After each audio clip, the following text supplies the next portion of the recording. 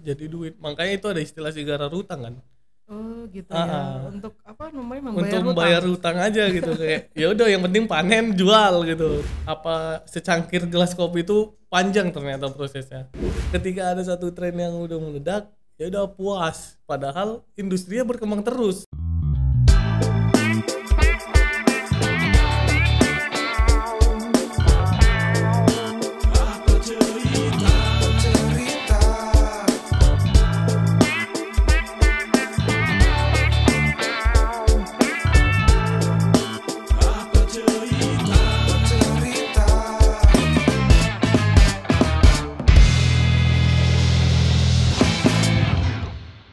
Assalamualaikum warahmatullahi wabarakatuh.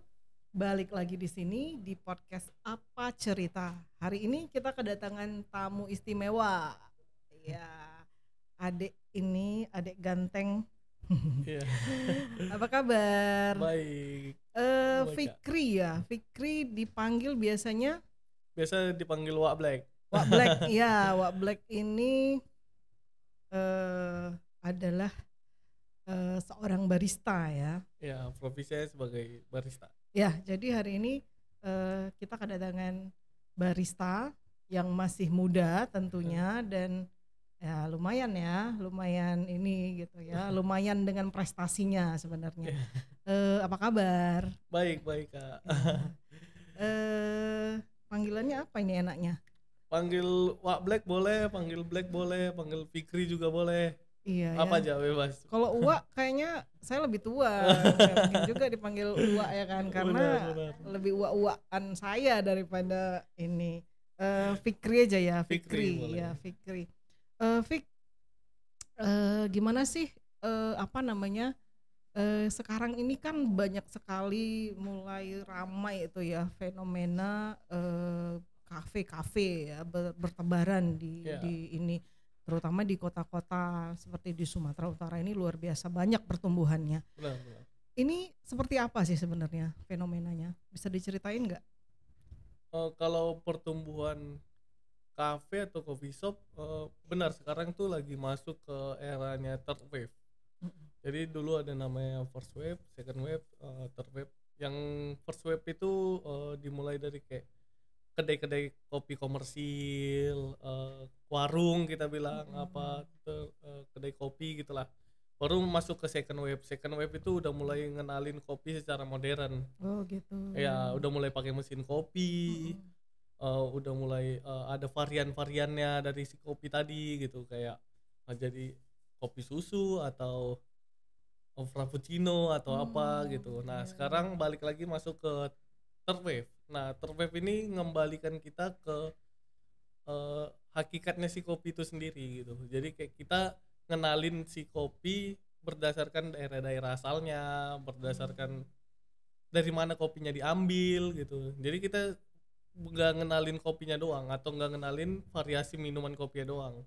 Kita ngenalin sejarah kopinya, kita kenalin petaninya siapa, daerah asalnya dari mana, kita jelasin semua gitu di era sekarang. Berarti kalau dibilang first wave itu kayak ngopinya atuk kita dulu lah ya di kedai kopi. Ya betul. Ya, minum kopi ya kayak pakai gula dan ini ya itu ada pisang gorengnya ada gitu. pisang gorengnya gitu. Tapi walaupun sekarang tetap ada ya. Ada benar. Iya, kemudian masuk ke era mesin-mesin itu ya. Iya, masuk ke era mesin-mesin espresso dan lain-lain, dan sekarang mulai tren third wave itu ya. Benar. Tapi apakah semua kedai kopi yang menjamur sekarang itu punya itu tadi yang third wave itu, kopi jenis yang gelombang ketiga itu gitu? Oke, kalau semuanya punya enggak juga sebenarnya, tapi semuanya berkembang dari tren itu gitu. Maksudnya kalaupun dia nggak punya specialty coffee atau coffee third wave, dia sedikit banyak paham pasti ini trennya lagi tren third wave ya, seenggaknya dia punya satu menu manual brew deh gitu. Jadi kayak dia tetap ngenalin si kopinya. Jadi beda si second wave sama si third wave tadi itu, si second wave itu cuma ngasih resultnya aja, hasilnya doang. Jadi dia cuma ngasih minuman kayak ini kopi susu atau ini frappuccino rasanya kayak gini gitu. Tapi yang si third wave dia ngasih tahu daerah asalnya, dia ngasih tahu kayak ini kopi Sumatera Utara kita jadiin minuman kayak gini, rasanya bakal kayak gini gitu. Nah itu perbedaan yang paling signifikannya. Jadi bisa dibilang bahwa kopi third wave ini ya, gaya minum kopi third wave ini apa ya, lebih mengenalkan bahwa ini adalah hasil dari daerah tertentu gitu ya. Ada maksudnya dia membawa harkat martabat petani wilayah dan benar. ini ya indikasi geografisnya gitu ya. Iya, jadi di kopi third wave itu semua dikasih tahu setransparan mungkin. Kita kasih tahu detail dari mulai origin asalnya, terus dari mulai nama petaninya bahkan dikasih tahu, ketinggian tanamnya berapa, varietas kopinya apa, diprosesnya bagaimana gitu. Itu dijelasin semua secara mendetail. Jadi nggak ada transparansi lagi. Karena menghindari apa ya? Dulu ada monopoli dagang. Jadi misalnya kayak orang pesan kopi Gayo nih. Terus misalnya nggak ada stok di Gayo. Dia ambil dari Sidikalang tetap bawa nomor kopi Gayo. Nah, itu yang dihindari. Iya ya, kasihan juga si Iya, kasihan Sidikalang ya. kasihan petani Sidikalangnya. Dia kayak ya udah dia cuma jual kopi tapi nggak ada yang bisa dijual dari daerahnya. Dia cuma ngasilin kopi udah jadi duit. Makanya itu ada istilah sigara rutang kan. Oh gitu ya, untuk apa namanya, membayar Untuk hutang. membayar hutang aja gitu, kayak ya udah yang penting panen jual gitu. Tapi ya di third wave kita edukasi lah, kita Itu edukasi. siapa sih pelopor ini, dia munculnya itu dari mana sih tren seperti itu gitu? Kalau tren third wave itu mulainya udah lama di dunia sebenarnya, di tahun 2004 atau 2000 berapa gitu. Itu udah mulai. Jadi kayak orang mulai penasaran dong dari si kopi second wave ini. Orang mulai penasaran, ini kok bisa ya kopi seperti ini gitu. Ini kopinya dari mana sih? Kok kita nggak pernah dikasih tahu ya gitu. Nah, Gitu ya. karena Tapi biasanya itu awalnya dari apa namanya, negara luar ya, bukan di kita ya. iya, lebih duluan trennya itu dari negara luar. Tapi menguntungkan bagi kita sebagai apa namanya, daerah yang punya apa namanya, kopi-kopi Iya, berkualitas yang benar. ini ya. Sebagai daerah produsen lah gitu. Mm-mm. Itu sangat menguntungkan si kopi Iya. third wave ini. Iya, si apa namanya, Fikri sendiri ini kan anak muda gitu kan. Di zaman saya mungkin nggak ada itu opsi untuk pengennya jadi barista gitu ya kan. Ya. Dulu cita-cita ditanya mau jadi apa, jadi dokter, jadi polisi Iya. gitu kan. Nah sekarang ternyata ada nih profesi barista gitu. Kok bisa gitu, bisa Iya. jadi barista itu gimana ceritanya? Itu relate ke perkembangan tren kopi sendiri sih sebenarnya. Jadi si kopi sendiri ini terus berkembang dan industrinya semakin besar, udah pasti nyiptain lapangan kerja yang semakin banyak. Kalau orang jadi barista atau jadi orang mungkin benar nggak kepikiran dulu kerja di kopi gitu atau kerja nyeduh kopi itu nggak ada masuk dalam list itu Dalam gitu. list ya, Tapi cita-cita ya. ketika industri yang membesar dan peluangnya semakin banyak, menghasilkan apa ya, grading pekerjaan sendiri. Jadi sebenarnya kalau mau kerja di industri kopi itu gak mentok-mentok jadi barista doang. Oke. Kita bisa jadi roaster itu orang yang manggang kopi, atau naik lagi kita bisa jadi quality grader. Atau kalau misalnya kita nggak tertarik di bidang teknis kopi, kita bisa jadi kopi konsultan. Kita bangun struktur bisnisnya untuk food and beverage industri gitu. Jadi banyak sebenarnya, nggak mentok jadi barista doang gitu. Luar biasa ya kopi ini sebenarnya. Iya. Dan kita ini sebagai wilayah yang Sumatera Utara punya apa namanya, begitu variasi terhadap kondisi geografis yang itu sangat menguntungkan di dunia perkopian ini ya. Benar. Kita punya yang sudah punya IG indikasi geografis itu kan Mandailing, Ya. terus ada Simalungun, kemudian apa lagi ya? Tanah Karo. Ya, kopi Tanah Karo juga. Dan ada beberapa kopi yang sedang berproses ini menuju itu gitu. Dan ini tentunya potensi bisnis dan peluang yang besar bagi kita, terutama nih anak-anak muda nih sekarang. profesi itu makin melebar dan silahkan mengambil caruk yang mana Iya, gitu ya kan, benar. seperti Fikri yang sudah eksis di dunia perkopian menjadi barista. Iya. Cerita sedikit dong Fik, kemarin tuh katanya juara ya, menang apa nih?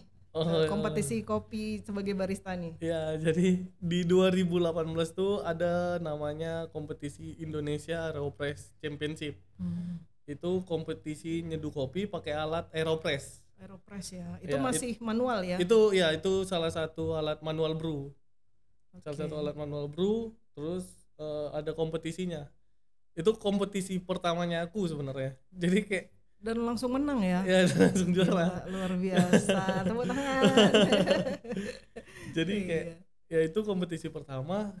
Yang dulunya juga aku nggak tahu kalau kopi itu ternyata ada kompetisinya. Nah, Iya, iya, iya. ternyata kopi ada kompetisinya. Apa tujuan kompetisinya sendiri kan? Pasti nanya dong, ini ngapain ada kompetisi, mau ngapain kan gitu. Iya. Ya ternyata kompetisi itu berguna di industrinya. Ketika ada satu industri yang mau besar, dia harus ada satu panggung yang dilihat semua orang gitu, yaitu panggung kompetisi. Jadi 2018 itu aku menang Indonesia Aeropress Championship namanya kompetisinya. Itu nextnya berangkat ke World Aeropress Championship di Sydney, Australia, Tingkat dunia ya. tingkat dunia. Dan di sana gimana hasilnya? Di sana sampai semifinal. Jadi World Aeropress Championship itu diikuti 62 negara. Wow. Kita Masuk semifinal ya. ya kita 6 besar lah gitu. Gila, keren. Ya, jadi memang mungkin itu bagian dari edukasi ya, kompetisi-kompetisi itu seperti itu Benar. ya, bagian karena hal baru yang mungkin perlu dikenalkan ke khalayak ramai. Kita sendiri orang Sumut yang kopinya luar biasa, hebat-hebat lah ya, kopi kita itu sampai mendunia gitu Benar. ya kan. Bahkan ngopi di Australia ada kopi dari Sumatera Utara, dari Lintong bahkan. Iya, keren. Jauh-jauh ke sana ketemunya kopi Lintong juga gitu. Iya ya. Ya aku pernah ke Jepang naik kereta api, disuguhin menu itu Mandailing kopi. Mandailing kopi gitu. Gila. Bangga luar biasa ya kan. Ini Mandailing difoto, diposting gitu ya. Iya. Keren sih sebenarnya. Benar. Iya. Tapi memang mungkin itu entry point, gimana kita bisa menghargai kopi kita sendiri gitu. Benar. Kan, karena dunia aja sudah mengakui gitu ya. Gimana sih trennya sekarang, apakah anak muda ini sudah bisa menikmati third wave ini gitu kalau Fikri lihat? Kalau untuk industri kopi Indonesia sekarang lagi berkembang ya. Kita lagi proses transisi. Yang dulunya ngopi itu cuma lifestyle. Kopi itu kan dulu sama anak muda itu cuma lifestyle. Yang dicari ngeposting kopi, nongkrong, sama ya itulah prestisnya dia nongkrong di kopi shop A, kopi shop B gitu. Nah, iya. Dan biasanya yang ini ya, yang yang coffee shop yang dari luar negeri gitu ya, yang kayak harganya gitu-gitu mahal gitu. Sekarang kan udah banyak kopi-kopi shop independen nih gitu. Iya. Nah, makanya dilihatnya dari situ. Ketika industri kopi yang mulai membesar, banyak muncul kopi shop independen yang produk lokal lah kita bilang. Pengusaha-pengusaha lokal yang mulai aware sama bisnis, sama industri kopi ini sendiri gitu. Makanya kalau industri kopi Indonesia sekarang lagi berkembang ya, dan sangat pesat ya. Sangat pesat. Jadi kayak 1 bulan aja mungkin di Kota Medan bisa ada 2 atau 3 kopi shop yang buka kan. Iya betul. Nah, itu nandain berarti industrinya masih bagus dong, masih sehat gitu. Masih sehat ya. Makanya kalau orang bilang apa industri kopi udah mulai redup zaman sekarang, menurutku enggak sih. Belum ya. Selama orang masih ada membuka kopi shop, berarti industrinya masih jalan. Nah, itu tadi gimana sih anak muda sekarang, apakah sudah bisa menikmati itu gitu? Karena banyak juga yang kopi-kopi kekinian gitu ya, pakai gula, pakai susu, apakah sudah pada taraf bisa menikmati single origin itu tadi gitu, dengan manual brewnya, dengan hal-hal yang lebih kopi yang lebih serius apa gimana sih bahasanya? Kopi yang lebih kopi yang nggak ada dustanya gitu. Iya, kopi yang apa adanya. Kopi yang apa adanya gitu. Kalau anak muda sendiri masih belum sih sebenarnya. Belum ya. Sayangnya anak mudanya Indonesia itu masih lebih fokusnya itu ke nongkrongnya, prestisnya. kayak gitu-gitunya. Nah, kan Fikri ini barista gitu ya, pasti juga dia apa namanya ya, perlu melakukan edukasi ini. Kalau ditanya nih, kenapa sih harus manual brew, kenapa harus minum kopi yang gak ada dustanya? Karena hidup ini sudah terlalu pahit katanya kalau dia ini ya kan, untuk minum yang pahit-pahit ini. Apa sih sebenarnya apa namanya kenikmatan kopi yang tadi itu, kopi yang diseduh secara manual dengan kopi yang berasal dari daerah tertentu single origin gitu ya, kopi specialty gitu. Apa sih yang ditawarkan, mungkin bisa diceritain nih biar supaya anak-anak muda bisa beralih ya minumnya manual brew gitu ya. Iya, minumnya manual jadi brew. Ketika kita ngomongin manual brew, di manual brew itu yang paling mahal adalah storytellingnya si kopi sendiri. Ceritanya yang paling mahal. Jadi setiap kita nyeduh manual brew, di balik penyeduhan itu ada proses panjang kopi yang mungkin semua orang nggak tahu gitu. Dia ditanam di ketinggian berapa, nama petaninya siapa, ketinggiannya berapa, varietas kopinya apa gitu. Nah itu yang dijual sampai dia bisa menghasilkan rasa yang benar-benar karakternya si asalnya kopi tadi gitu. Misalnya kayak dari Gayo itu lebih bodinya lebih tebal gitu, terus ada asam-asam mirip apel gitu. Nah itu dari mana, dari dari semuanya, dari lingkup cerita hulu ke hilirnya tadi. Kondisi alamnya gimana, pertaniannya diproses gimana. Kalau untuk kenapa anak-anak muda kurang tertarik, mungkin karena masih suka yang manis-manis, jadi kurang bisa menghargai kopi itu sendiri gitu. Padahal kalau mau ngopi yang sehat ya kopi yang bener-beneran kopi gitu. Jadi kita nggak kecampur sama gula atau kecampur sama perasa-perasa lain gitu. Berarti yang pertama itu tadi ya, kopi kenapa harus manual brew, kita bisa menghargai ya, si kopinya itu sendiri, menghargai gitu. Sebagai apa namanya produk, dan ada petani di baliknya, ada wilayah, ada apa namanya, ada lingkungan, ada bisnis juga di situ gitu. Dan yang kedua yang tidak kalah penting itu tadi ya, manfaat bagi tubuh ya. Benar. Karena mungkin anak muda masih suka yang itu tadi ya, topeng-topeng manis-manis gitu ya, belum kalau. Jadi sebetulnya penikmat manual brew ini umur berapa nih kisarannya? Kalau dari keseharian aku ngebar tuh pasti yang minum manual brew itu 23 atau 25 ke atas gitu. Ya. Orang yang udah mulai aware sama kesehatan, sama orang yang mulai tertarik sama kopi kok bisa kayak gini ya rasanya. Lebih dewasa berarti ya. Lebih dewasa. Beranjak dewasa dia semakin ke arah ini ya. Iya. Oke ya. Makanya kalau mau dibilang dewasa, inilah ngopi manual brew gitu ya. Ngopi manual brew ya kan. Iya. Benar. Ya, jadi terus ini nih, apa namanya, kopi ini kan banyak sekali apa namanya cerita ya. Ada filosofinya gitu ya. Benar. Kan. Fikri ini juga bekerja di itulah. Ya. Ya. Kalau bisa dilihat kebangkitan dari apa namanya dunia kopi di Indonesia ini, itu tadi kalau nggak salah itu ada film itu ya, dari novel dan kemudian diangkat menjadi film, filosofi kopi gitu ya.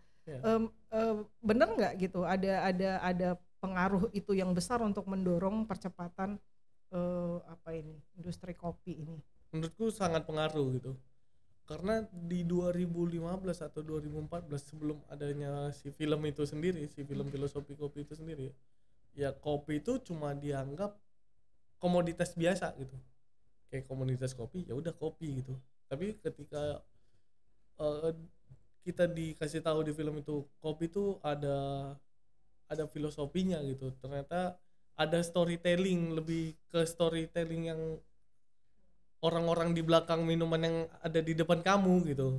Itu ngebuat kita lebih bisa menghargain sih sebenarnya. Jadi buat kita lebih penasaran juga ya, buat kita lebih menghargain apa secangkir gelas kopi itu panjang ternyata prosesnya. Itu triggernya di situ sih sebenarnya. Iya, itu poin dari film itu ya. Iya.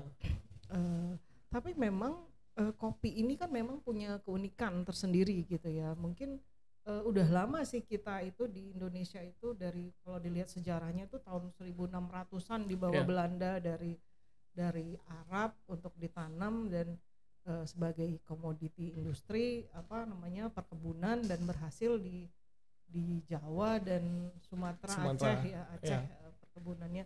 Tapi kan memang kultur ngopi itu waktu itu nggak ada gitu ya. Benar. Apa mungkin kita nggak setua itu budaya ngopinya gitu. Itu gimana nih?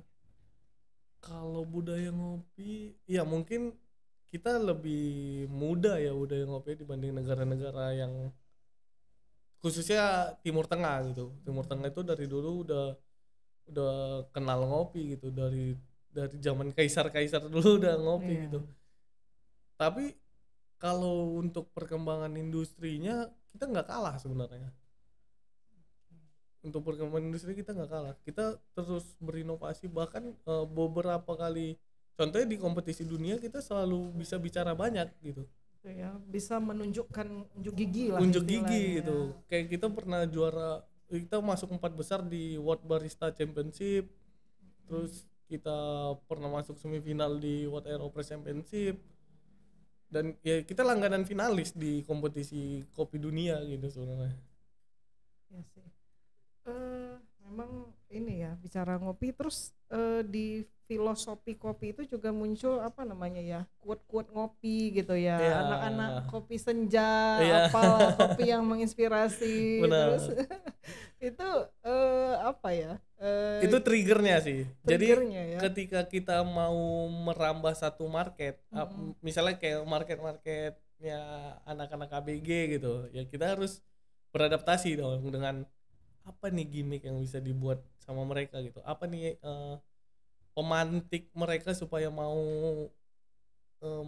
terlibat di tren kopi ini gitu. Nah, ternyata anak-anak muda itu kan butuh yang kayak gitu, suntik-suntikan galau gitu. Iya, Nah, mereka jadi tertarik kan gara-gara itu. Nah, itulah triggernya. Jadi kita harus pintar-pintar ngelihat marketnya gitu. gitu ya.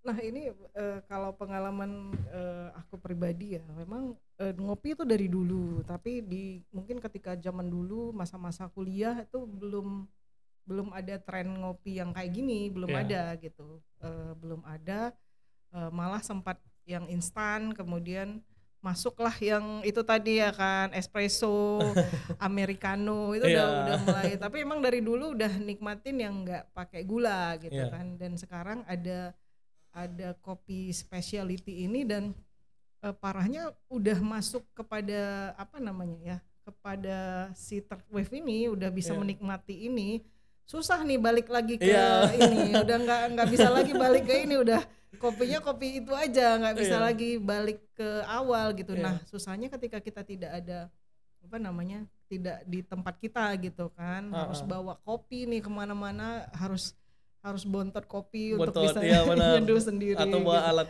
penyeduhan sendiri gitu ya. Iya, memang begitu ya karakternya ya, atau gimana sih kalau udah masuk ke area itu nggak bisa nggak bisa. Sebenarnya karena kita udah ke ini ya, udah kebiasa sama kopi yang murni gitu. Jadi kopi-kopi yang ada rasanya atau kopi-kopi yang zaman dulu tuh apa ya, kalah dopingnya gitu mungkin. Iya, ya, bisa udah. dibilang gitu karena ya kita udah paham nih kalau kopi ini sebenarnya rasa aslinya itu begini gitu. Jadi kalau kita minum kopi-kopi yang kayak zaman dulunya kayak nggak lagi deh gitu. Nggak lagi. Iya. Terus kayak susah kan, mungkin kalau zaman dulu ya sih, kita mau ngopi specialty atau kita mau ngopi manual brew susah kan, Iya. karena si industrinya belum sebesar sekarang. Tapi kalau sekarang kayaknya banyak deh kopi shop, Iya. kopi shop kayak di daerah juga udah banyak. Iya, Kayak luar biasa sih. daerah di Sumatera Utara kayak di Siantar atau di kabupaten kota di Sumatera Utara itu udah banyak banget. Iya, jadi memang ya apa pengalamanku sendiri memang luar biasa. Dulu kita masih susah ngopi di daerah, terutama sekarang di mana-mana ada. Di mana-mana ada, Bahkan benar. kita ke Parapat, Danau Toba, ke Iya. ini udah ketemu kedai kopi Benar. ini, dan keren-keren anak muda ya, Mm-mm. yang rata-rata anak muda punya kedai kopi Iya ya, kayak gitu. kopinya itu kopi-kopi lokalnya ini gitu. Iya, Bagus berhasil banget. lah mereka ngangkat kopi-kopi dari daerah asal, dan itu satu pencapaian yang sangat bagus sih untuk Sumatera Utara menurutku gitu. Nah, ini apa namanya Fikri punya ini enggak? Punya mimpi atau harapannya apa nih kepada industri kopi kita nih? Harapannya ya industri kopi kita makin berkembang udah pasti. Juga jangan berhenti berinovasi gitu. Susahnya di kita tuh ketika nggak tahu ya, mungkin karakter orang Indonesia itu emang cepat puas gitu. Gitu Jadi ya. ya itu susahnya. Ketika ada satu tren yang udah meledak, ya udah puas. Padahal industrinya berkembang terus Terus sebenarnya. ya nggak pernah mati Nggak ya. pernah mati. Kayak sekarang di 2021 itu ada fenomena pertama kali dalam sejarah kopi sebenarnya. Ada kopi 1 kilonya harganya 70 juta rupiah. Wow, kopi Ya, apa itu luwak? enggak, itu nama dari Kolombia, namanya Eguinides. Oh, Eguinides itu ya 1 kilo 70 juta. kok bisa mahal? Karena pertama dari pertaniannya, dari hulu ke hilirnya itu emang dikontrol lah. Dari pertaniannya mereka pakai organik dan Oh, varietasnya langka. iya iya iya.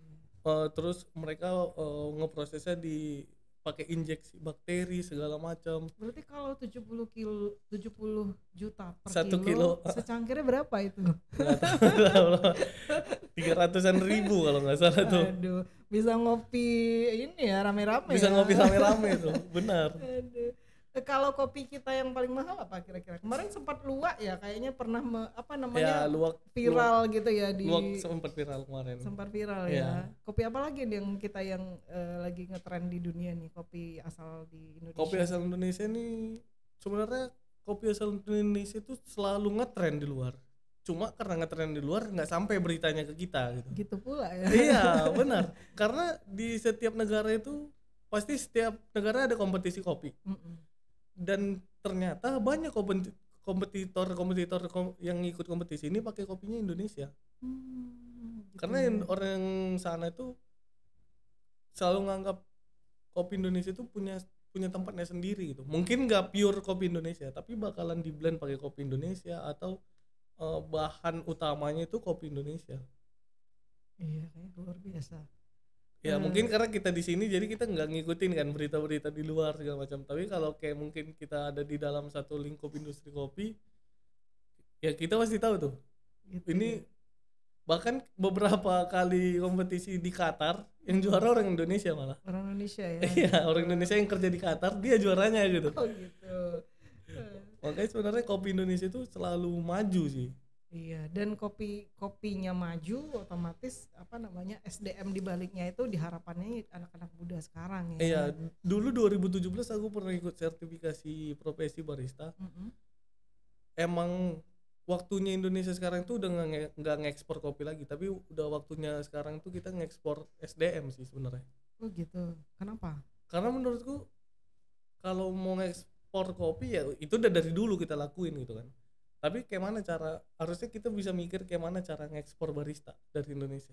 Jadi ahli kopinya juga dari sini ya. Benar. Karena dia yang paham mulai dari awal sampai akhir. Benar. Treatmentnya juga dia. Karena harusnya menurutku paham. semua negara di dunia pasti pakai kopi Indonesia. Mm-mm. Dan yang bisa ngejelasin kopi Indonesia kan udah pasti orang Indonesia sendiri. Iya ya, kita yang tinggal di sini Iya. ya. Kayak mana rasanya Mandailing itu bisa begitu gitu. Benar. Oke. Fik, kalau misalnya jadi inspirasi nih bagi anak muda untuk bisa ikut atau punya profesi seperti Fikri ini, apa sih ininya yang penting dan perlu disiapin atau harus bisa apa nih gitu? Oke, jadi sebenarnya jadi barista itu ada empat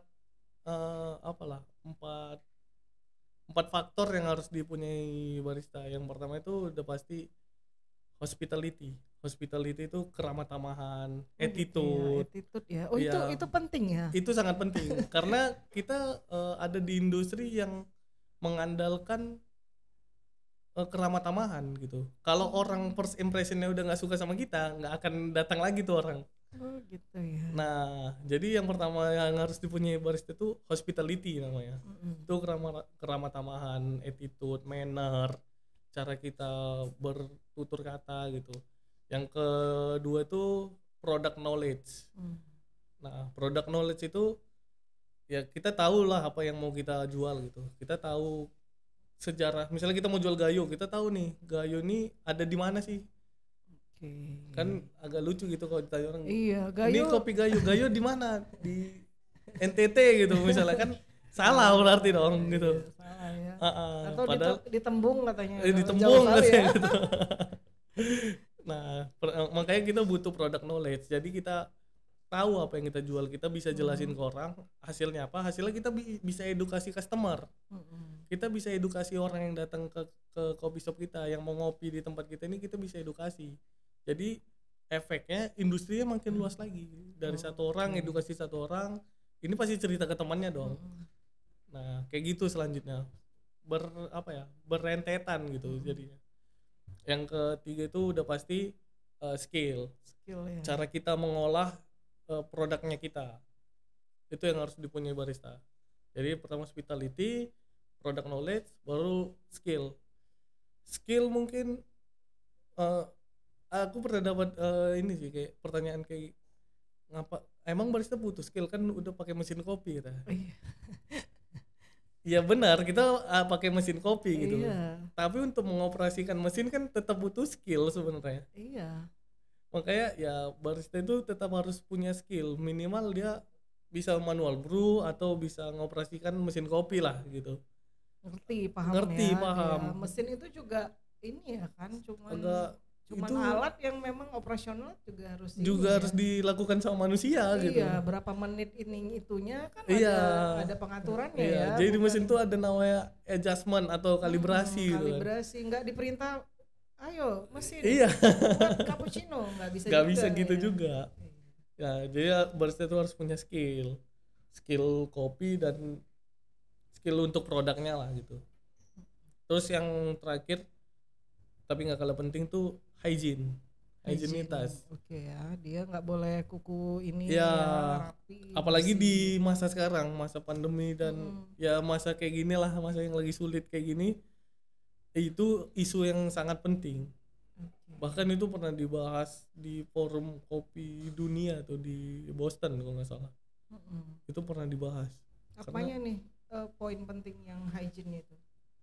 Jadi hygienitas kopi itu mungkin itu apa ya, hal-hal mendasar, hal fundamental, tapi pengaruhnya luas ternyata. Contohnya kayak dari penyimpanan dulu deh, kita dari hulu ke hilir, dari mulai penyimpanan itu ya mungkin karena di sini itu kopi dianggap komoditas biasa, jadi nggak diperlakukan istimewa gitu. Padahal untuk penyimpanan sendiri itu kita butuh effort yang banyak gitu. Kayak plastik khusus penyimpanan tuh ada, terus suhu penyimpanan dalam ruangan itu ada, terus dari hulu ke hilir kita di barista. Nah, dulu masih bisa kita lihat orang ngebar pakai celana pendek, pakai sendal segala macam gitu kan. Tapi kalau sekarang kayaknya udah nggak bisa lagi gitu. Itu apa ya, suatu revolusi inilah, revolusi hygiene di Indonesia sendiri sih sebenarnya menurutku.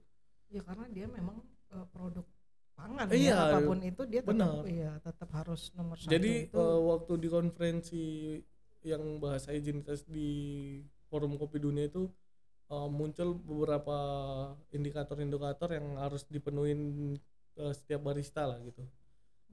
Jadi kayak misalnya penggunaan, lebih ke teknis sih memang jatuhnya, tapi penting menurutku. penting ya. Iya, kayak penggunaan yang harus menggunakan apa yang bisa diambil pakai tangan, apa yang nggak bisa, yang kayak gitu-gitu. Itu udah mulai dibuat sekarang. Kalau dulu nggak ada. Kalau dulu nggak ada. Dulu mau gini ngambilnya pun boleh gitu. Tambah keringat sikit.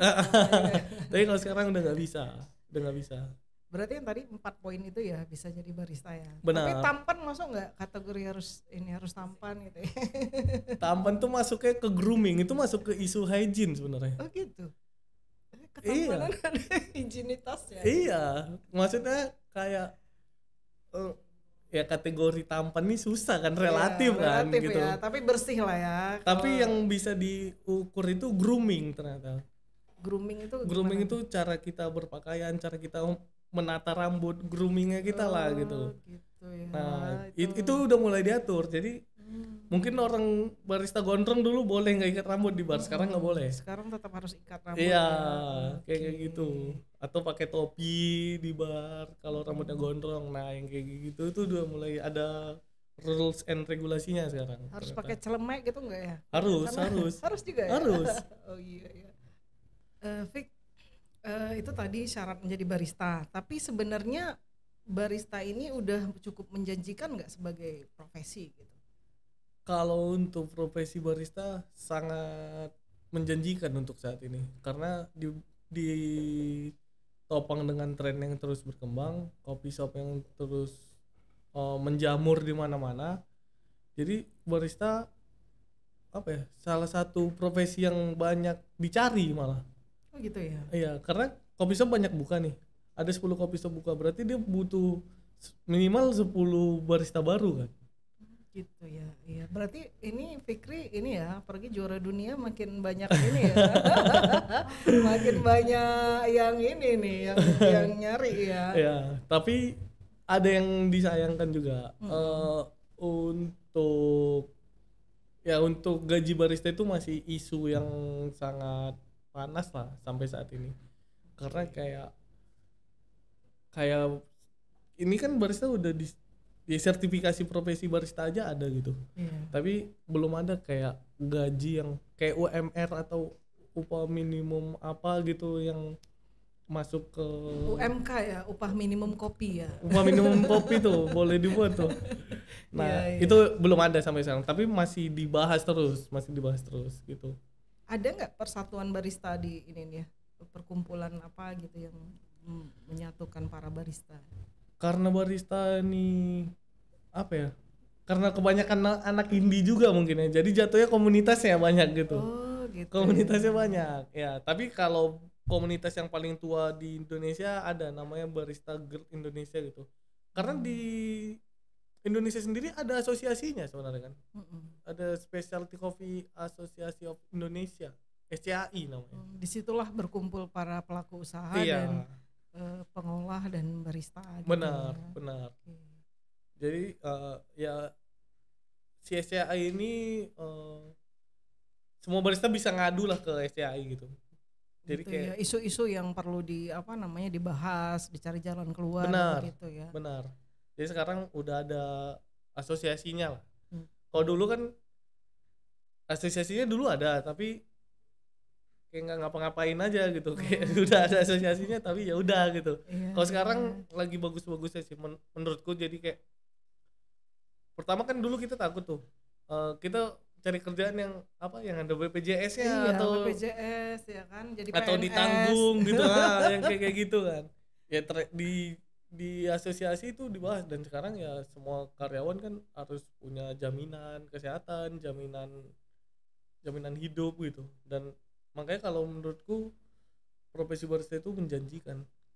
Tapi kalau emang stuck sampai barista doang ya nggak kaya mungkin, tapi kan bisa upgrade nih. Iya. Bisa jadi roaster, atau kita dapat ilmu barista bisa kembangin bisnis sendiri gitu. Iya, karena berarti belajar terus ya sebagai Benar, barista. karena di barista itu belajar terus, ketemu. Yang paling menguntungkan dari profesi barista itu sebenarnya ngebangun relasi. Oh gitu ya.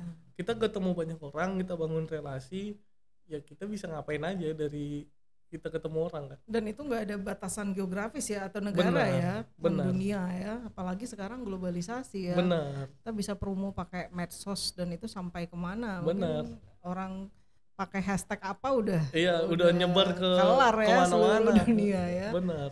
Iya. Itu yang paling mahal sebenarnya menurutku. Iya ya, keren juga ya. Memang luar biasa sih kalau kita memang mau ekonominya maju, petaninya maju, Benar. tapi tetap itu tadi ya, anak muda enaknya nih mulai nih beralih ke Iya. manual Ke brew manual dengan brew gitu. kopi specialty-nya Iya. ya kan. Kita bangga terhadap kopi kita, Iya, tapi kita juga harus bisa konsumsi dan nikmati ya. benar. Karena Jadi kita harus bangga sama produk lokal kita dulu nih. iya, gitu. kalau bukan kita siapa lagi? Benar. Benar. Oke.